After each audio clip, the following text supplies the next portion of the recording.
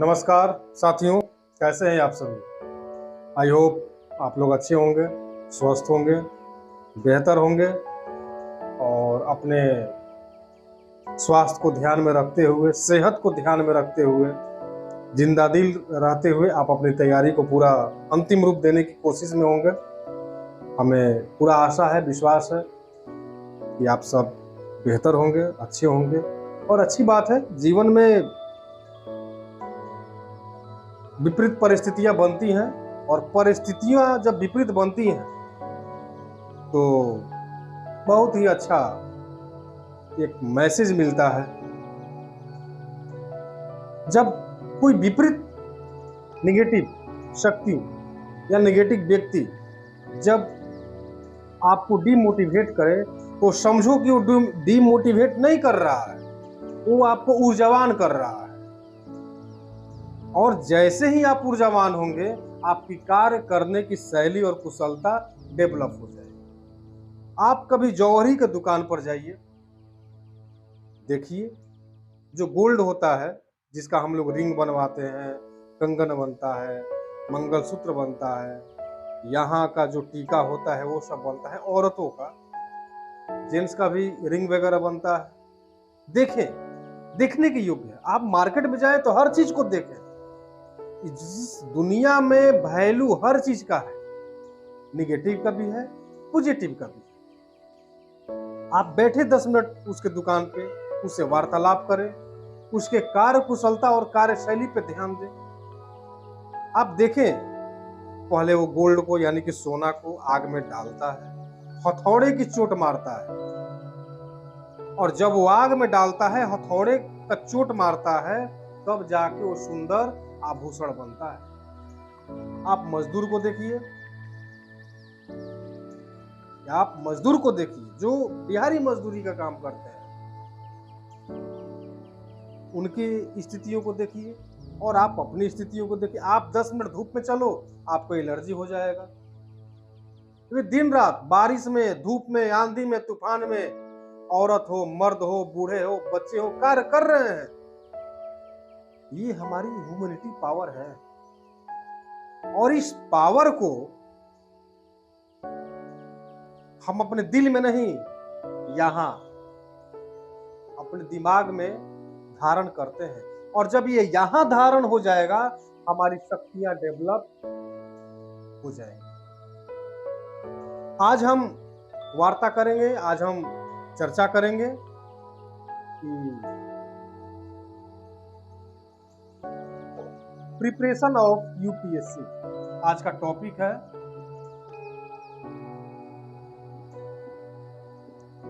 Preparation of UPSC. एक बच्चे ने हमें कमेंट किया, और हम तो शुरू से ही आपसे बोलते आए कि आप कमेंट करें, राय दें, अपने सलाह दें। आपको जिस टॉपिक पे अच्छे सलाह की आवश्यकता है, आप हमें कमेंट करें, राय दें, और हमारे चैनल को लाइक करें, शेयर करें, सब्सक्राइब करें।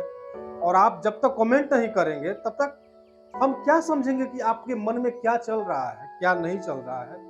एक बच्चे ने कमेंट किया कि सर प्रिपरेशन कैसे किया जाए, कैसे नहीं किया जाए। बड़ा दुविधा वाली स्थिति बन जा रही है। आप कृपया इस पे हमारी इस परेशानियों को एक छोटे से वीडियो के रूप में आप दूर करें। हमने सोचा ठीक है, हम इस पे किसी दिन समय निकाल के आपकी इन समस्याओं का समाधान करेंगे। शायद आज ही, अभी ही मौका हमें भी मिला, तो सोचा कि आप सबके समक्ष हम भी उपस्थित हो जाए। खैर, अपने हम टॉपिक पे आते हैं। देखो, परेशानी कहाँ पे आती है, अगर हम किसी चीज को नहीं समझ पाते हैं, वहीं हमारी परेशानियां शुरू हो जाती हैं। आप समझ पा रहे हैं हमारी बात को? परेशानी कब आती है? जब हम किसी चीज को समझ नहीं पाते हैं। अगर हमारी अंडरस्टैंडिंग बढ़ेगी, समझदारी बढ़ेगी, और हमारी जब समझदारी बढ़ती जाएगी, हमारे अंदर ह्यूमैनिटी पावर जब आती जाएगी, हमारी एनर्जी जब डेवलप होती जाएंगी, हमारी कार्य कुशलता करने की क्षमता बढ़ती जाएंगी, हर चीज टॉपिक क्लियर होता जाएगा। यूपीएससी क्या? यूपीएससी का मतलब अंडरस्टैंडिंग, समझदारी। अगर हम इसकी कल्पना करें तो अंडरस्टैंडिंग,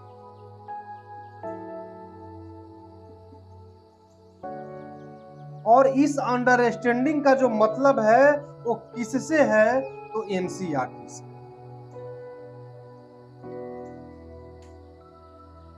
हमारी पहले की भी बहुत सारी वीडियो है, बहुत सारे क्लास हैं, आप उनको देखें। और हमने एनसीईआरटी पे बहुत सारे वीडियो हमने दे रखे हैं, जैसे एनसीईआरटी को कैसे पढ़ें, एनसीईआरटी को पढ़ने के क्या फायदे हैं। तो इसी तरह के ये कारनामे हैं एनसीईआरटी। और हमें लगता है कि बिना एनसीईआरटी पढ़े हम इसकी प्रिपरेशन की शुरुआत कर भी तो नहीं सकते हैं ना भाई। आप इसकी शुरुआत कैसे करेंगे, कब करेंगे? जब आपका बेस मजबूत होगा तब करेंगे। अगर आपका बेस मजबूत नहीं है, अगर आप एनसीईआरटी को नहीं पढ़ पा रहे हैं, तो आप इस एग्जाम को क्लियर नहीं कर पाएंगे। इस एग्जाम को क्लियर करने का मतलब है एनसीईआरटी। आपने एनसीईआरटी कब पढ़ी?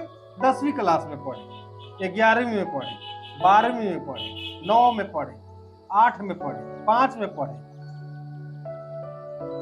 और आपने ये तो सोच के 10वीं क्लास का एनसीईआरटी पढ़ा होगा कि 10वीं का बोर्ड का एग्जाम देना है, 9वीं क्लास का एग्जाम देना है, 5वीं क्लास में कोई वैल्यू है भी नहीं, 8वीं क्लास का हम ज्योग्राफी पढ़ रहे हैं, और बिना ज्योग्राफी पढ़े इकोनॉमी हमारे समझ में नहीं आएगी। आप जब तक ज्योग्राफी को टच करेंगे तो बिना ज्योग्राफी पढ़े आपकी इकोनॉमी नहीं क्लियर हो पाएगी, और बिना इकोनॉमी पढ़े ज्योग्राफी नहीं हो पाएगी। हमें सबको एक समान, एक बैलेंस में रखना है। हम जितना समय इकोनॉमी को देंगे, जितना समय ज्योग्राफी को देंगे, जितना समय पॉलिटी को देंगे, उतना ही समय हमें हर एक हर एक बुक पे देना है। और हम शुरू से कहते आ रहे हैं कि यूपीएससी का जो एग्जाम है वो एनसीईआरटी, आपका अगर एनसीईआरटी कंप्लीट है और अगर आपका कोई गाइडेंस व्यक्ति बेहतर मिल गया,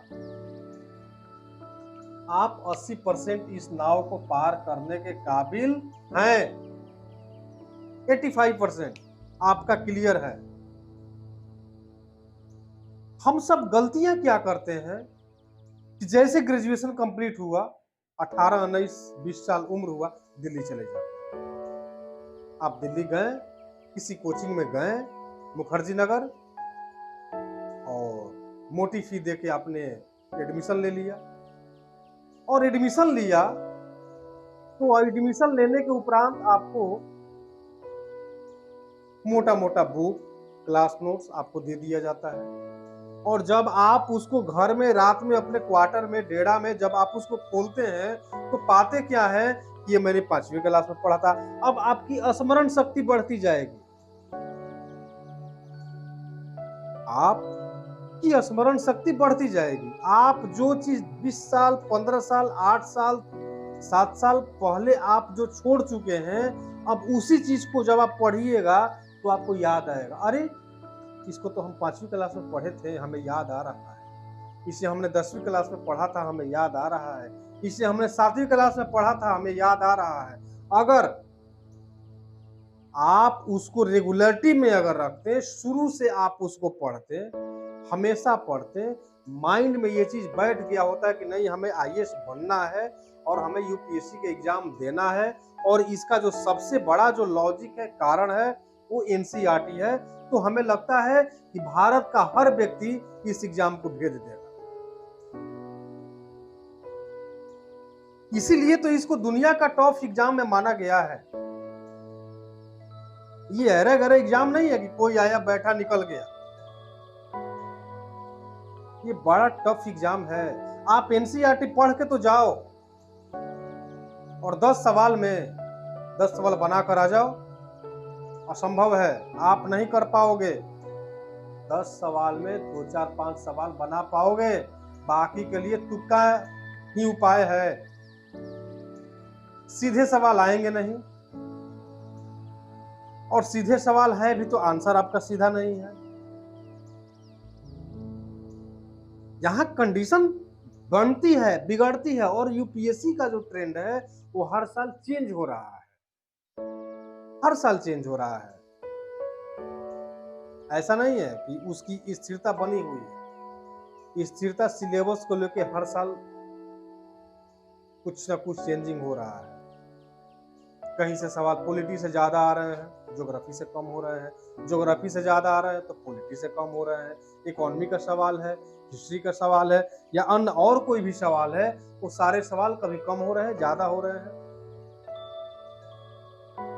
तो हमें करना क्या है कि हमें अगर एग्जाम देना है और हमको माइंड में ये सेटअप है और बैठा है कि नहीं हमें एग्जाम देना है, अच्छे तरीका से देना है, तो देखो भाई, मैं हाथ जोड़ के आप सबसे अपील करूंगा, आग्रह करूंगा कि आप किसी भी कोचिंग में अगर आप एडमिशन ले रहे हैं, हम मना नहीं कर रहे हैं और मैं किसी समर्थन नहीं कर रहा हूं किसी कोचिंग वाले का या किसी विद्यार्थी समुदाय का कि आप ऐसा करो वैसा करो, लेकिन अगर आप कहीं कोचिंग अगर ले रहे हैं, कोचिंग में एडमिशन लेने की आप इच्छुक हैं, तो आप सबसे पहले कम से कम 2 साल, कम से कम 2 साल, हमारी और भी वीडियो है, आप उनको देखें तो आपको उसमें मिलेंगे कि हम उसमें भी 2 साल 3 साल बैक बोले थे कि कम से कम 2 साल आप घर पे एनसीईआरटी को पढ़ लें, और 2 साल एनसीईआरटी को पढ़ने के बाद आप धूमधाम से दिल्ली जाएं, इलाहाबाद जाएं, आपको जहां इच्छा कर रहा है इंडिया के किसी कोने में जाएं और किसी बेहतर कोचिंग में एडमिशन लें, अच्छे टीचर के संपर्क में आए। और अब आपकी जवाबदेही और रणनीति अब शुरू हो रही है। क्या शुरू हो रही है? पढ़ा आपने, बहुत अच्छी बात है, सिलेबस तो आपने 85% घर पे क्लियर कर लिया, लेकिन उस सिलेबस में क्या महत्वपूर्ण है, कैसे इसको हम पढ़ के पार कर पाएंगे, ये हमारा गाइड करने वाले हमारे टीचर से बेहतर कोई नहीं हो सकता है।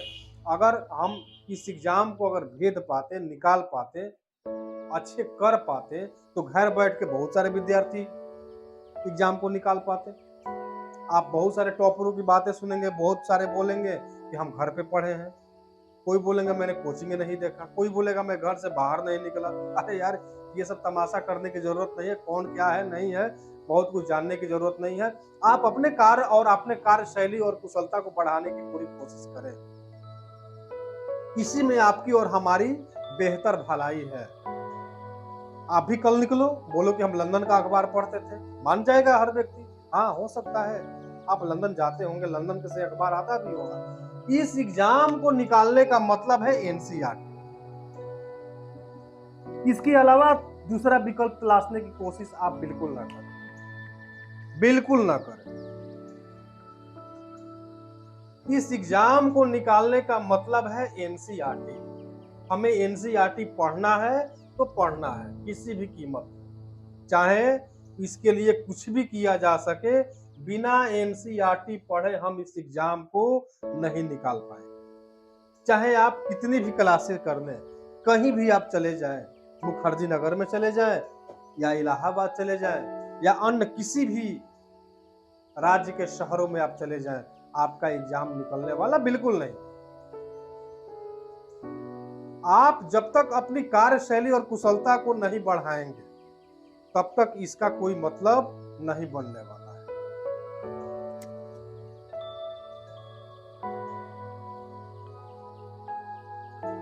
जीवन है, जीवन में हमें बहुत कुछ करना होता है, बहुत कुछ पाते हैं हम, बहुत कुछ खोते हैं। महाभारत का एक वाक्य है, तुम क्या लेकर आए थे, क्या लेकर जाओगे, खाली हाथ आए थे, खाली हाथ ही जाओ। जो लिया यहीं से दिया, जो लिया यहीं से दिया, यहीं से लिया, यहीं से दिया। तुम्हारा क्या था जो तुम पश्चाताप कर रहे हो? ना आज तुम्हारा है, ना कल तुम्हारा है। ये श्री कृष्ण भगवान अर्जुन को बताते हैं। तो आप अपने कृष्ण की तलाश करें। जब तक आप कृष्ण और हनुमान की तलाश नहीं करेंगे, कृष्ण और हनुमान यही वो सारथी हैं जो विजय का पताका दे सकते हैं। अर्जुन का सारथी कृष्ण थे, राम जी का सारथी हनुमान थे। आप देखें, इतिहास देखें, महाभारत रामायण देखें, यही वो पात्र है।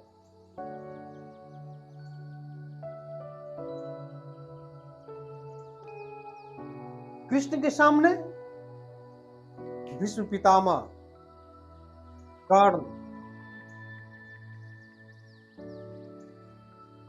इस परेशानी और परिस्थिति से कैसे लड़ा जाए,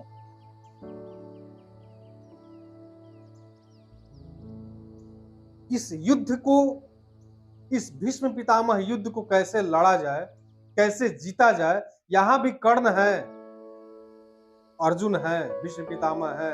यूपीएससी को भीष्म पितामह समझो, यूपीएससी भीष्म पितामह। लेकिन इस भीष्म पितामह को मारने के लिए, यानी कि यूपीएससी को मारने के लिए, हमें कृष्ण जैसा सारथी होना जरूरी है। मानते हैं कि तुम इसके अर्जुन हो, हम समझ रहे हैं कि तुम इसके अर्जुन हो, हम समझ रहे हैं कि तुम इसके अर्जुन हो और तुम भेद सकते हो। लेकिन इसको भेदने के लिए और इस रणनीति को समझने के लिए तुम्हारे पास कृष्ण जैसा सारथी होना अत्यंत आवश्यक है। महत्वपूर्ण ये नहीं है कि हम आईएएस बने, महत्वपूर्ण ये भी तो है कि हमारा सलाहकार कौन है। महत्वपूर्ण ये भी तो है कि हम किसके साथ रोज उठते हैं, बैठते हैं, खाते हैं, पीते हैं, हमारा व्यवहारिक चाल चलन किसके साथ कैसा है। महत्वपूर्ण ये भी है मेरे दोस्तों, मेरे मित्रों, आप इसको भी ध्यान में रखें। आप दिल्ली जैसे बड़े शहरों में जाते हैं, मेट्रो में घूमते हैं, गोलगप्पे खाते हैं, पानी पूरी खाते हैं, सिगरेट का कस लेते हैं, पान खाते हैं, गुटखा खाते हैं और घर पे जाके पढ़ाई करते हैं। आप आईएएस बनोगे? असंभव, कभी नहीं। आईएएस जिसको बनना है, जिसको एग्जाम देकर निकलना है, वो अपने कृष्ण की तलाश में रहेगा। और यूपीएससी को हमने भीष्म पितामह से तुलना किया और अर्जुन आप हो इस रणनीति के, तो आपको कृष्ण की तलाश करनी पड़ेगी। बिना कृष्ण के ये असंभव है। और ये कृष्ण कौन हो सकता है? आपके बेस्ट टीचर हो सकते हैं, टीचर हो सकते हैं। वही तो आपके सारथी है, वही तो आपके कृष्ण बनेंगे। बनाओ, आप अच्छे अच्छे टीचर की तलाश में रहें। एक से एक टीचर हैं दिल्ली में, हम उनको जानते भी हैं, हम उनसे मिले भी हैं, वो हमको भी पहचानते हैं, हम उनको भी पहचानते हैं।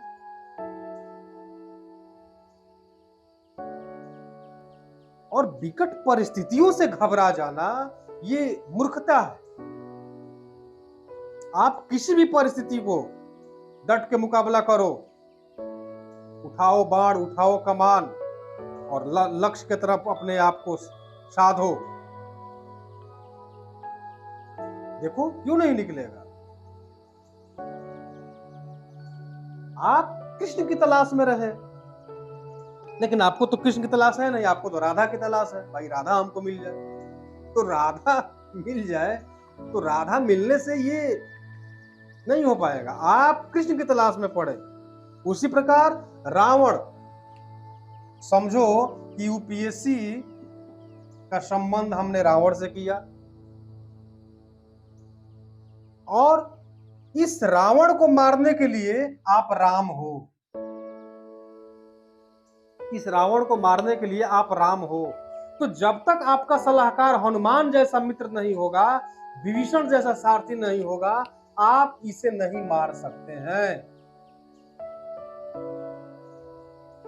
राम जी सब कुछ जानते हैं, वो तो जगत के स्वामी हैं, तीनों त्रिलोक के मालिक हैं, त्रिलोकीनाथ हैं, सत्यनारायण हैं,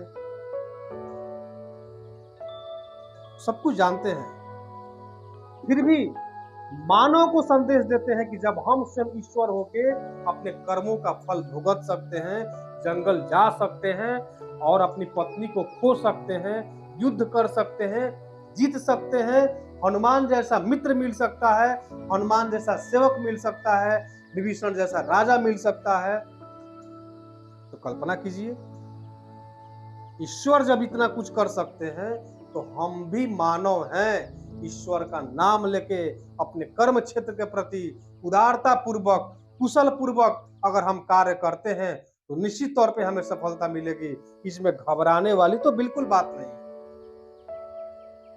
आप एग्जाम देते हैं, एग्जाम दिए पीटी, एक बार पीटी निकल गया, खुश हो गए, अच्छी बात है, खुश हो जाओ। मेंस दिया, निकल गया, तीसरी बार हताश हो गए, नहीं निकला, तो नहीं निकला तो जीवन समाप्त कर दोगे। अगर नहीं निकला तो जीवन क्या करोगे, समाप्त करोगे? बोलो क्या करोगे? रास्ते चेंज करो। नहीं निकल रहा है तो रास्ते चेंज कर दो। जब तुम्हारा रास्ता चेंज हो जाएगा, कुछ अलग हो सकता है कि ईश्वर तुमको किसी दूसरे जो है सो कार्य क्षेत्र में आपको सफलता दिलाए। कम से कम अनुभव हुआ, कम से कम हमें अनुभव हो गया कि हाँ इस एग्जाम को हम कैसे निकाल सकते हैं, कैसे पढ़ सकते हैं। आप नहीं निकले, अच्छी बात है, आपके प्रेरणा और आपके कार्य कुशलता को ध्यान में रख के हो सकता है कि आपके पीछे का जो जनरेशन हो वो तैयारी करे, आप उनको मोटिवेट करें, तैयारी करवाएं।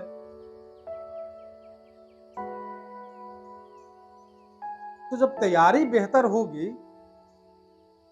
तो निश्चित तौर पे आपको भी आनंद आएगा। अभी तक बहुत कम ही लोग कर पा रहे होंगे, आपने सुना भी बहुत कम ही होगा किसी आईएएस का लड़का आईएएस बना हो। देखो ऐसा कभी बहुत कम हुआ है, ज्यादा नहीं हुआ है, कम हुआ है। किसी नेता का लड़का आईएएस बना हो, किसी बिजनेसमैन का लड़का आईएएस बना हो। ये जब भी बना है साधारण परिवार के ही बच्चे बने हैं। अब मुकेश अंबानी का लड़का आईएएस बनकर क्या करेगा भाई? मुकेश अंबानी का लड़का आईएएस बनकर क्या करेगा? किसी राज्य के चीफ मिनिस्टर का बेटा आईएएस बनकर क्या करेगा? क्या मतलब है उसको आईएएस बनने से? जहां संसाधनों की पूरी पर्याप्तता रहेगी और वैसे संसाधन जहां हम ही नहीं, हमारे आने वाले जो जनरेशन है वो भी उसका उपभोग कर सकते हैं, वहां कोई कार्य करने की इच्छुक नहीं होगा। ये जब भी बना है मिडिल क्लास वाले ही बने हैं। आप गुजरात जाओ, हीरा वाले कारोबारी हैं, ग्रेफाइट वाले कारोबारी हैं, डायमंड कारोबारी हैं, उनके बच्चे देखो कोई बना है? सुने हो क्या? बहुत कम ही मिलेंगे, मिलेगा कम मिलेगा। और अब तो पंजाब, हरियाणा, राजस्थान से बच्चे आ रहे हैं। पहले तो इनका क्रेज बहुत कम था, हालांकि धीरे धीरे वहां भी इसका क्रेज बढ़ रहा है, लोगों में अंडरस्टैंडिंग आ रही है। तो ये मिडिल क्लास वाले ही बन रहे हैं। ये नहीं कि कोई बन रहा है, किसी नेता मंत्री विधायक के बच्चे बन रहे हो, किसी राज्य के चीफ सेक्रेटरी का बच्चा बन रहा हो, ऐसा नहीं हो रहा है। ये जब भी बनेगा मिडिल वाले ही बनेंगे। यानी ब्यूरोक्रेसी को जिंदा रखने वाले कौन लोग हैं? मिडिल वाले हैं। ब्यूरोक्रेसी को जिंदा रखने वाले कौन लोग हैं? मिडिल वाले। मेहनती कौन करेगा? मिडिल वाला। किसान, किसान कौन है? हम हैं, आप हैं, हमारे पेरेंट्स हैं, हम लोग खेती करते हैं। किसी नेता को देखो खेत में जाता है, किसी आईएएस को देखो खेत में जाता होगा, किसी विधायक को देखो जाता है खेत में, कोई एमपी है खेत में जाता है, वर्क करता है? नहीं, हमारे फसल का पैदावार किसान करता है। किसान अपने अनाज को लागत मूल्य पे सरकार को बेचता है और उस अनाज को गवर्नमेंट पब्लिक में बांटती है, डिवाइड करती है, बांटती है, शेयर करती है, भाग लगाती है और वो अनाज उचित मूल्य पे मार्केट में आता है तो 20, 10, 30, 50 जैसा भाव होता है वैसा बिकता है। इसलिए तो हमारे देश को बोला गया है जय जवान जय किसान। दो ही चीज है हमारे देश में, जवान और किसान। किसान पैदावार करते हैं, हम खाते हैं, और हमारे बॉर्डर पे हमारे जवान दिन रात मुस्तैद होते हैं ताकि हम चैन की नींद सो सके। ऐसे जवान को जय हिंद, सलाम, सैल्यूट। और हम आभार व्यक्त करते हैं हाथ जोड़ के अपने चैनल के माध्यम से कि आप सबके ही कारण हम यहाँ बोल भी पा रहे हैं और हमारे देशवासी आज सुकून और शांति की नींद सो रहे हैं। ऐसे शेर, ऐसे महान सपूत को और ऐसे सेनानियों को नमस्कार, प्रणाम, जय हिंद। आप इतनी सारी चीजों को लेकर घबराए हुए हैं कि मैं तैयारी कैसे करूं, तो तैयारी करने का मतलब है कि आप विभीषण और अर्जुन, आप विभीषण और अर्जुन की कल्पना छोड़िए, आप कृष्ण और हनुमान और विभीषण का चुनाव कीजिए अपने जीवन में। गलत लोगों के साथ उठना बैठना बंद कीजिए, बेहतर जीवन जीने की कोशिश कीजिए, तनाव मुक्त रहिए, जिंदा दिल रहिए। गलत लोग और गलत कार्य करने से बचें, गलत लोगों के संपर्क में तो बिल्कुल ना। आप ये सोच रहे हो कि मैं दिल्ली हूं, पंजाब हूं, हरियाणा हूं, बिहार हूं, कहीं से भी हो, अच्छी बात है, आपका होना भी जरूरी है। लेकिन आप जिस कार्य के लिए आए हैं, जिस कार्य को आप करना चाहते हैं, उस कार्य को कुशलता पूर्वक कर लें। यही आपकी बहादुरी है। एक निश्चित समय में एक कुशल पूर्वक अपने कार्य को करके आप घर वापसी कर लें तो बेहतर होगा।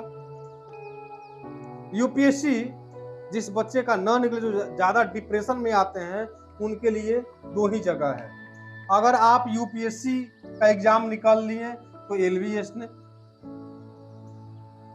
और अगर नहीं निकला, ज्यादा डिप्रेशन में आ गए तो हरिद्वार। अब इच्छाएं आपकी है कि आप कहां जाना चाहते हैं। आप लाल बहादुर आईएएस एकेडमी में जाना चाहते हैं या हरिद्वार जाके भगवान के चिंतन भजन कीर्तन करना चाहते हैं। ये तो सोच है। सोच लो तो हार होगी, सोच लो तो जीत होगी। जो भी होगा यहां से होगा। अगर ये हमारा ठीक नहीं है तो कुछ भी होने वाला नहीं है। तो सबसे पहले हमें अपने माइंड को ठीक रखना है, अपने ब्रेन को ठीक रखना है, अपने आप को संतुलित रखना है, कार्य कुशलता करने की क्षमता को बढ़ा देना है और निरंतर कार्य करना है। आप एनसीईआरटी पढ़ें। आप समझ ही पा रहे होंगे कि इस परीक्षा के 2-3 तरह के एग्जाम होते हैं, पीटी, मेंस, इंटरव्यू। आप उसके सिलेबस को देखें, पीटी में कितने हैं, मेंस में कितने हैं, इंटरव्यू में कितने हैं। और पीटी मेंस के लिए तो हमारे हिसाब से एनसीईआरटी पढ़ना पड़ेगा। एनसीईआरटी पढ़ें। अगर आप किसी कोचिंग में एडमिशन लेते हैं तो एडमिशन लेने से पहले, हम अभी भी बोल रहे हैं, कम से कम 2 साल घर पे इसकी तैयारी कर लें। 2 साल कम से कम एनसीईआरटी घर पे पढ़ें। और पढ़े ही नहीं, उसको खूब रट्टा मारे, शब्द शब्द को रटें और उसका आंसर राइटिंग प्रैक्टिस करें, खूब लिखें। 1 पेज पढ़ो, 10 पेज लिखो। एनसीईआरटी अगर हिस्ट्री पढ़ रहे हो तो 1 पेज लिखो और उसको 10 पेज राइट करो। और रोज करो, दिन रात करो, जब समय मिले तब करो। बहुत लोग बोलते हैं 15 घंटा पढ़ रहे हैं, नहीं निकल रहा है। कैसे नहीं निकलेगा? इस फॉलो को अपनाएं, इस विधि व्यवहार को अपनाएं, निकलेगा। आप कितने देर पढ़िएगा 24 घंटा में? बहुत लोग हैं कि 15 घंटा, 16 घंटा, 18 घंटा, 21 घंटा, ढकोसला है ये सब। इतना पढ़ने की जरूरत नहीं है। 10 घंटा पर्याप्त है। 10 घंटा पढ़िए, 8 घंटा सोइए, बाकी में अपना क्रियाकलाप कीजिए। धूमधाम से ढोल बजा के आपका एग्जाम निकलेगा। मैं जैसा रूल बतला रहा हूं, आप वैसा कीजिए। किसी भी कोचिंग में आप एडमिशन लेने से पहले 2 साल इसकी तैयारी घर पर करें, पूरे एनसीईआरटी को शब्द शब्द रटें, उसका आंसर राइटिंग करें, खूब लिखें, 1 पेज लिखो, 1 पेज पढ़ो, 10 पेज राइट करो, निकलेगा। पहले समझो, पहले समझदारी जरूरी है, पहले आईएएस बन जाए। ये मामला यहां नहीं है कि आईएएस बन जाए, कैसे बने, किस तरह से बने, संसाधन हम क्या क्या अपनाएं, हमारे हित मित्र दोस्त कैसे हों। बहुत लोग हैं ताना मारते हैं, आईएएस बनोगे, कहां गए थे आईएएस बनने, आ गए, बन गए। ऐसे भी लोग हैं जो जान जाएंगे कि आप दिल्ली हो, आईएएस की तैयारी कर रहे हो, उनके हाथ पांव पहले फूलना शुरू हो जाएंगे, पसीने आना शुरू हो जाएंगे, बाप रे बाप अगर बन गया तो क्या जो तुम किए हो उसकी भरपाई वो करेगा। इस बार एक लड़का निकला है, उसके बाप का हत्या हो जाता है, वो आईपीएस बना इस बार। अब उसको क्या करना है, वो किसके लिए बना, क्यों बना, वो जाने, उसका मैटर क्या है। लेकिन जो घाव यहां लग जाए और जो यहां लग जाए उसे हम अपनी कार्य कुशलता से करके दिखलाएंगे। इसलिए आप घबराए नहीं, निश्चिंत तौर पे आप अपने कार्य कुशलता को बढ़ाने की पूरी कोशिश करें। घबराएं बिल्कुल नहीं, शांति तरीका से दिमाग को एकाग्र करके, ठंडा करके आप एनसीईआरटी फॉलो करें। और यूपीएससी की इस रणनीति में एनसीईआरटी का बेहद रोल है। बिना एनसीईआरटी भैया इस एग्जाम को आप नहीं निकाल पाओगे। आप समझने की पूरी कोशिश करें। अगर आपके पास पैसे हैं तो दिल्ली जाके किसी कोचिंग में दे दो, 2 साल उनका नोट्स को रटते रहो, पढ़ते रहो, फिर घर आ जाना। खाली हाथ आए थे खाली हाथ जाएंगे, फिर प्यार के 2 मीठे बोल झील मिलाएंगे। तो फिर दुनिया को हंस के दिखाना यही है ना, होना प्यार है। तो ऐसा नहीं करना है, कुछ करना है, जिंदा दिल होकर कीजिए, अच्छे से कीजिए, पढ़ाई करते रहिए, स्वस्थ रहिए, मस्त रहिए। और हमारे चैनल को लाइक करें, शेयर करें, सब्सक्राइब करें और कमेंट बॉक्स में अपनी राय जरूर दें। और आप हमें भी और अपने आप को भी पूरे तरह से एनर्जी फुल रखें और शांति वातावरण में अपने कार्य कुशलता को ध्यान में रख के आप एनसीईआरटी पढ़ें। 1 पेज पढ़ो, 10 पेज लिखो, ये फॉर्मूला अपनाइए, आपकी सफलता जरूर मिलेगी। न हो साथ कोई अकेले बढ़ो तुम, सफलता तुम्हारी चरण चूम लेगी। तब तक के लिए नमस्कार, धन्यवाद, जय हिंद।